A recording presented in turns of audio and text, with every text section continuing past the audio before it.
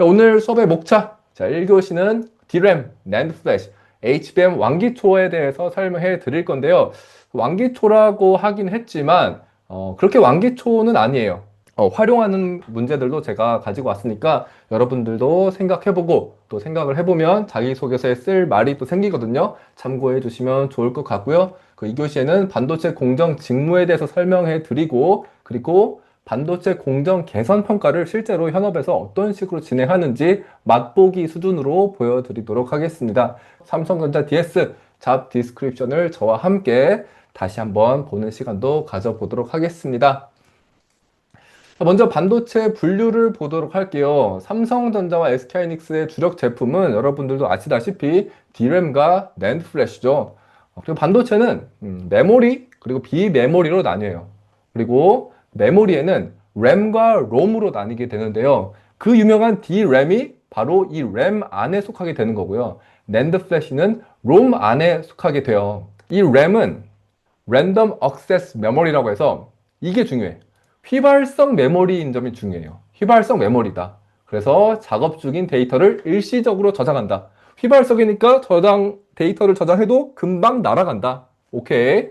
롬은 read only 메모리라고 원래는 사전적으로 이렇게 정의가 되어 있긴 한데 사실 read only가 아니라 NAND 플래시 같은 경우에는 write도 할 수 있어요. 근데 롬의 특성이 뭐냐면 비휘발성이어서 낸드 플래시도 만들고 나서 보니까 비휘발성이더라. 그러니까 램은 휘발성이니까 안 되고 굳이 넣다 보니까 낸드 플래시는 사실상 write도 할 수 있긴 하지만 비휘발성이기 때문에 즉 데이터를 한번 write를 하면은 더 이상 erase가 안 되기 때문에 롬에 속하게 되었다. 이런 간단한 히스토리도 알면 좋으실 것 같고요.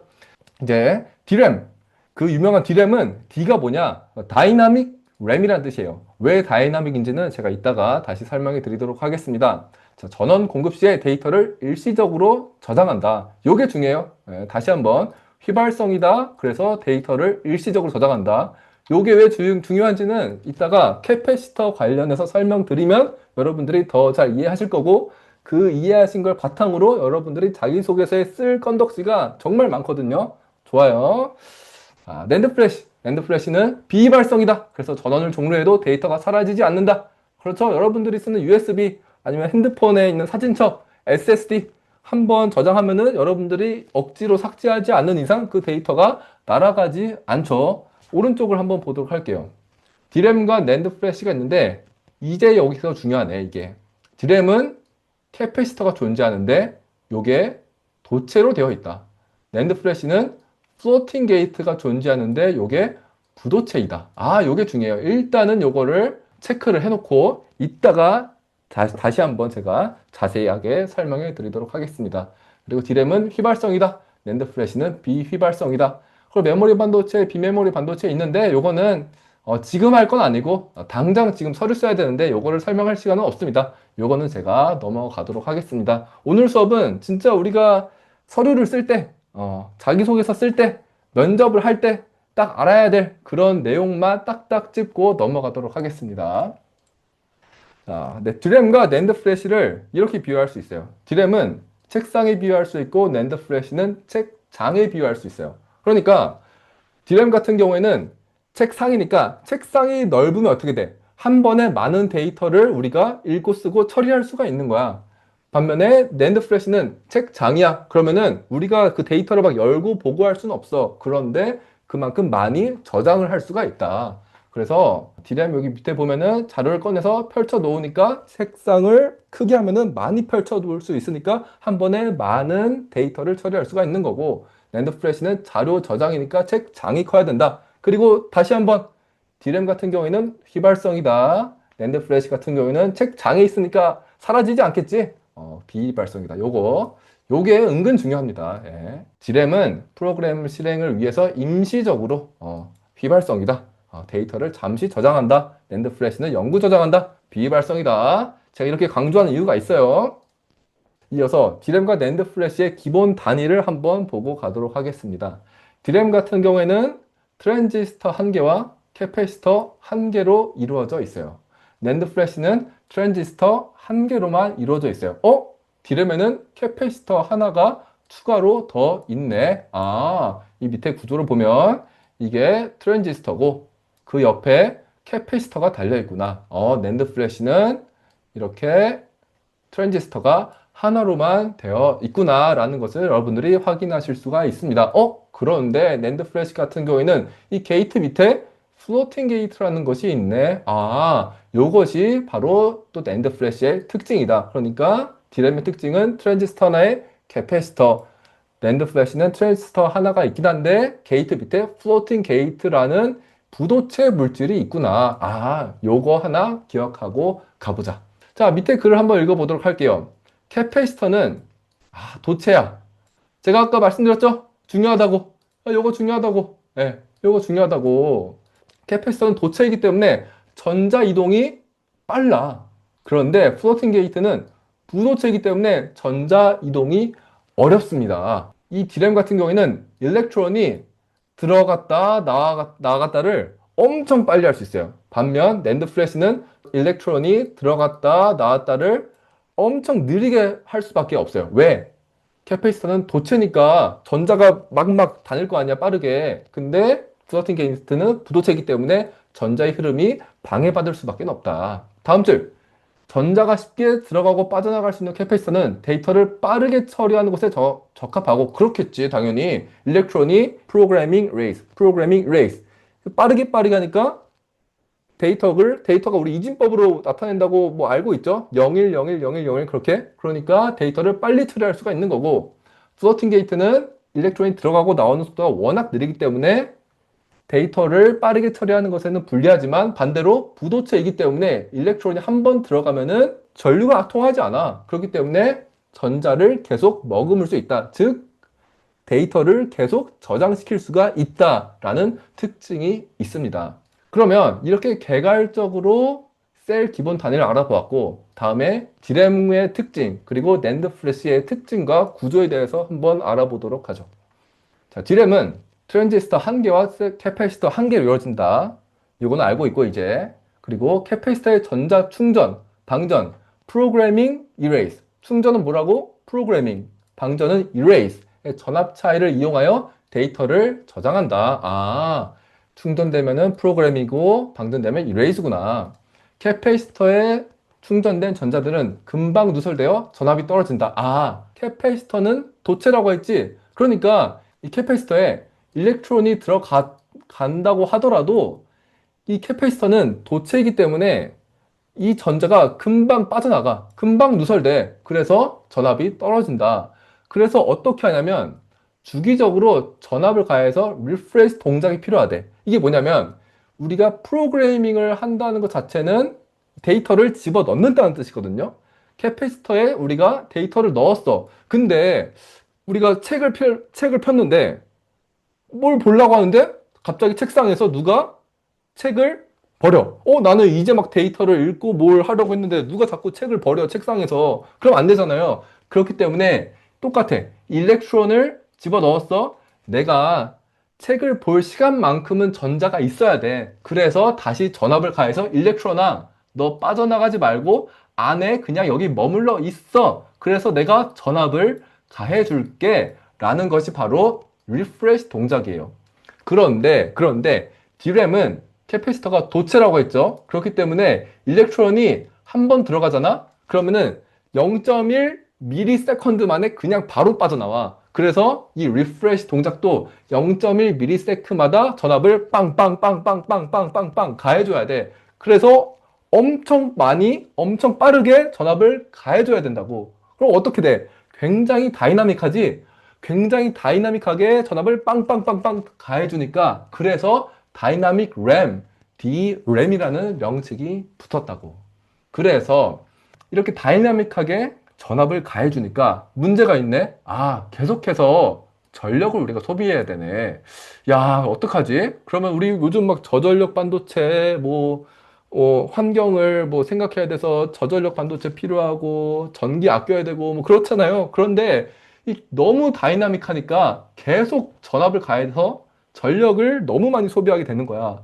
그래서 우리가 지금 디램을 어떻게 만들고 싶냐면 이 리프레시 주기의 길이 향상이 목표가 된 거예요. 지금 0.1ms마다 계속 전압을 빵빵빵빵 가해주는데 너무 전력 소모가 커. 그러면은 이 리프레시 동작을 좀 덜 할 수 있게 이 일렉트론이 좀 캐패시터한테 좀 오래 머물 수 있도록 하는 것이 목표겠구나. 그러면은 일렉트론이 이 캐패시터에 오래 머무르게 하는 방법이 뭘까라는 것을 생각해 보면 되겠죠. 그래서 캐패시터의 정전 용량이 커지도록 개발을 하면 일렉트론이 캐패시터에 오래 머물면서 이 리프레시 동작의 주기가 좀 길어지겠구나. 그러면 추가 전력 소모를 우리가 아낄 수가 있겠구나 라고 해석할 수가 있겠죠. 좋아요. 그래서 다시 한번 정리하자면 D램은 캐패시터가 있는데 요게 도체야. 그래서 전자가 빨리 빠져나와. 그래서 우리는 다이나믹하게 전압을 가해서 리프레시를 해줘야 돼. 그런데 이렇게 하면은 너무 많은 전력이 소비되니까 어떻게 하고 싶어? 캐패시터스 용량을 높여서 우리가 리프레시 동작의 주기를 늘리고 싶구나. 그러면은 우리가 결국 캐패시턴스의 용량을 늘리는데 반도체 공정 엔지니어는 어떤 식으로 사고를 하고 어떤 식으로 개선 평가를 하면 될지 구체적인 사례와 여러분들의 포부 그리고 해결 방식을 써주고 면접까지 가서 그걸 잘 답변을 하신다면 여러분들 합격을 하실 수가 있겠죠. 그래서 밑에 질문을 한번 보도록 하죠. 캐패시터의 정전 용량이 커지도록 하는 방법은 정전 용량이 커지도록 하는 방법은 뭘까 생각해 봤더니 우리 중학교 때인가 고등학교 때 배웠다. 정전 용량 캐패시턴스는 이프실론 제로 유전 상수 그리고 S는 표면적 나누기 D는 캐패시터 간의 거리 그리고 F는 패러데이라고 해서 단위고요. 즉 두 판 사이 거리가 작을수록 판의 면적 S가 클수록 정전 용량 C, 캐패시턴스가 크다라는 것을 우리는 고등학교 물리 시간에 배웠다. 정전 용량이 커지도록 하는 방법은 뭘까? 이 캐패시터의 높이가 증가하면 면적 S가 늘어나는 효과겠구나. 또 이 D가 작으려면 어떻게 해야 돼? 요게 위에서 보면은 원기둥이에요. 그러면은 캐패시터의 원기둥 지름을 작게 그러니까 원래는 요랬다면 어떻게 하고 싶다는 거야? 지름을 작고 높게 이렇게 하고 싶다는 거예요. 이런 구조의 캐패시터를 만들고 싶다는 거예요. 그러면 이런 식의 캐패시터를 만들려면은 어떤 공정 기술이 필요할까? 하크 엣지 그리고 ALD 이런 게 뭐 당연히 필요하겠죠. 그리고 또 여기 안에 들어가는 여러 가지 물질들의 방막 처리 기술들이 또 많이 필요할 거예요. 구체적인 사례들을 여러분들이 한번 잘 조사를 한번 해보고 자기소개서 한번 써보는 거예요. 또 있어. 우리가 D와 S는 우리가 생각을 했는데 이프실론 제로 유전율, 유전 상수 요건 처리 안 했단 말이에요. 그러면은 캐패시턴스가 높으려면 당연히 이 유전율도 높은 재료를 써야 유리하겠지. 그래서 유전율이 높은 재료를 쓰면 좋겠다라는 생각까지 우리가 할 수가 있는 거죠. 자, 그래서 조사를 해봤더니 캐패시터의 캡 정전 용량을 늘리기 위해 사용되는 재료를 우리가 조사를 해봤어. 그랬더니 하프늄 옥사이드, 지르코늄 옥사이드, 티타늄 옥사이드, STO, 알루미나, BST 이런 게 있는 거야. 근데 제가 힌트 하나 알려드리면 지금 삼성전자, SK하이닉스 둘 다 하프늄 옥사이드, 지르코늄 옥사이드, 티타늄 옥사이드, 스트론튬 옥사이드, 알루미나 요건 다 쓰고 있어. 근데 BST라는 물질은 지금 못 쓰고 있어. 요거 한번 잘 필기를 해보세요. 하프늄 옥사이드와 요 알루미늄 이런 것은 유전 상수가 10에서 한 30 요 정도예요. 그러니까 한 20 정도라고 보시면 돼요. 근데 BST라는 요 물질은 유전 상수가 무려 500 정도 돼요. 야, 그러면 우리 캐패시턴스를 높이고 싶다며. 그러면은 이 유전 상수가 큰 물질을 쓰면 좋을 것 같다며. 그러면 이 BST를 쓰면 리프레시 동작 엄청 개선되겠네. BST 쓰자. 그러면 좋겠지. 그런데 이거 엄청 많이 평가를 해봤다고. BST 너무나 쓰고 싶어서. 그런데 문제가 뭐냐? 실전에선 잘 못 썼어. 그 이유가 뭐냐면 이 BST라는 물질이 여러분들이 검색하시면 또 아실 거예요. 열적 안정성이 부족하고 얇게 고르게 방막 증착하는 것이 어렵더라. 그러면 이런 한계가 있는 걸 여러분들이 알아. 이 회사에서도 직접 BST를 써본 시도를 했던 걸 알아. 그러면은 여러분들 자기소개서에 나 이런 상황 알고 있고 디램의 캐패시턴스를 높이는 게 정말 중요하다. 그래서 구조적으로도 뭘 내가 알아봤고, 그리고 구조적으로도 알아봤는데 한계가 있어서 유전 상수에 대해서도 알아보니까 하이케이 물질인 하프니um 옥사이드 등등을 알아봤는데 그 중에 BS라는 물질도 나는 알게 됐다. 그런데 이런 한계가 있다더라. 그래서 나는 내가 뭐 연구실에서 혹은 내가 어떤 논문을 봤더니 어떤 기술력으로 하면 BS의 열적 안정성을 도모할 수가 있고 방막 증착을 좀 더 잘할 수 있는 방법을 나는 알고 있다. 그래서 내가 입사를 하게 된다면 그 평가를 내가 한번 해서 삼성전자의 디램 리프레시 동작 개선을 이루어내겠다. 이런 식으로 풀어나간다면 좋겠죠. 또 BST 물질이 아니더라도 여러분들이 한번 검색을 해보시는 거예요. 유전상수가 요 5가지의 물질 외에도 더 좋은 유전상수가 더 큰 물질이 또 많아요. 그런 물질들을 검색을 해보시고 어떻게 하면 이 얇은 작은 캐패시터의 열적 안정성을 도모하면서 고르게 증착할 수 있을지 그런 것들을 생각을 해 보시라는 말씀입니다. 자, 디램 같은 경우에는 이 캐패시터가 기술력의 거의 절반을 차지해요. 그래서 실제로 디램의 이 디램의 캐패시터만 하는 부서가 따로 있을 정도로 캐패시터가 디램의 핵심 중에 핵심 기술력이거든요. 그러니까 여기에 달라붙는 연구진들도 굉장히 많고 난제도 굉장히 많아요. 그런데 여러분들이 자기소개서에 그런 난제들을 해결할 방법을 뭐 여러분들 자유롭게 딱 던져준다면 당연히 매력적인 자기소개서가 될 수밖에 없겠죠. 자, 낸드 플래시도 넘어가도록 하겠습니다. 오늘 수업 이렇게 진행할 거예요. 이렇게 개념을 알려드리고 어떻게 내가 자기소개서에 확장해서 쓸 수 있을지 이런 것들을 좀 실전적으로 알려드릴 거거든요. 그러니까 한번 따라와 보세요. 자, 낸드 플래시 보도록 하겠습니다. 자, 낸드 플래시는 한 개의 트랜지스터로 구성됐다는 거 이제 다 알고 계시고, 그리고 플로팅 게이트. 플로팅 게이트가 게이트 밑에 있다고도 했고, 그런데 여기 다른 말이 있네. CTN 또는 CTN이 있다? 이게 뭐냐면, 플로팅 게이트라는 것은 사실, 플로팅 게이트라고 하는 것은, 플로팅 게이트 옛날, 한 10년 전에 2D, 그 아파트로 쌓지 않는 낸드 플래시, 2D, 일렬로 쌓던 옛날 2D 시절 낸드 플래시에는 플로팅 게이트라는 것이 있었고, 플로팅 게이트는 물질이 실리콘이었어요. 그냥 실리콘. 그래서 사실은 부도체라기보다는 반도체였죠. 근데 지금은 이 플로팅 게이트라는 것을 사실은 쓰지 않아요. 지금은 CTN, Charge Trap Night라고 해서 Si3N4를 씁니다. 이거는 명백하게 부도체예요. 그래서 아까 낸드 플래시가 플로팅 게이트가 부도체이기 때문에 가지는 장점이 있었죠. 바로 뭐였죠? 속도는 느리지만 일렉트론이 왔다 갔다 속도는 느리지만 한 번 저장하면 누설되지가 않는다. 그래서 계속 데이터를 저장하고 있더라. 그러니까 플로팅 게이트 시절에는 반도체였단 말이야. 근데 이게 부도체로 됐어. 그러니까 더더욱 누설되는 전류가 없어졌겠지.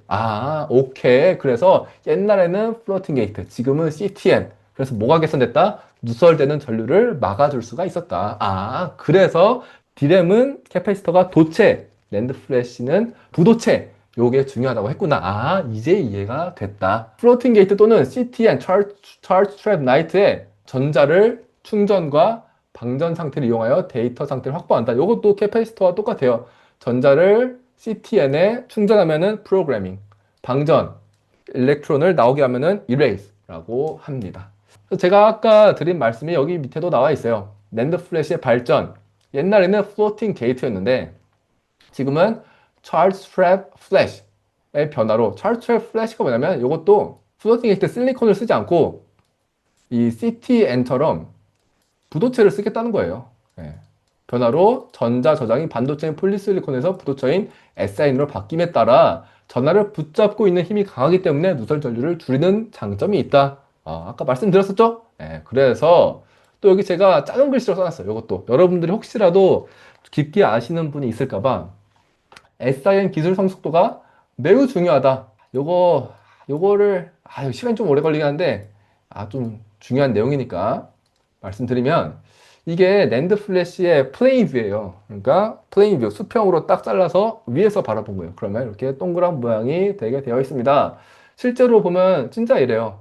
이 흰색은 뭘까요? 요거는 빈 공간이에요. 빈 공간. 그 다음에는 실리콘 옥사이드, SiO2.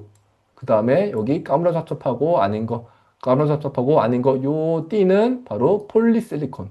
폴리실리콘. 그러니까 폴리실리콘은 P 짝대기 폴리실리콘 해주고, 그 다음에 또 실리콘 옥사이드, 드디어 나왔다. CTN, 나이트라이드, 그리고 옥사이드. 그래서 ONO라고도 해요. 하이K 물질인 고유전율을 가지고 있는 Al2O3가 그 다음에 막질이 이렇게 있고요. 그 다음엔 TIN이 있고요. 그 다음에 이 까만 전체가 텅스텐이라고 합니다. 자, 그래서 이 폴리실리콘이 채널 역할을 해요. 채널 역할을 한다는 것은 일렉트론이 흐른다. 그래서 이 폴리실리콘에서 흐르는 일렉트론이 이 처음에 있는 O를 터널 옥사이드라고 하거든요. 터널링 한다. 말 그대로 터널, 뚫고 간다. 그래서 일렉트론이 터널 옥사이드 뚫고 요 N, CTN, 찰스 트랩 나이트 여기로 들어간다. 그러면은 프로그래밍 된다. 여기로 나오면은 이레이스 된다인데, 자, 여기서 이 터널 옥사이드가 있다고 했어요. 여기 옥사이드가 있는데 일렉트론이 뚫고 나이트라이드 들어갔다. 나왔다. 들어갔다. 나왔다 하면은 이 터널 옥사이드가 막질이 손상돼. 왜? 당연하겠지.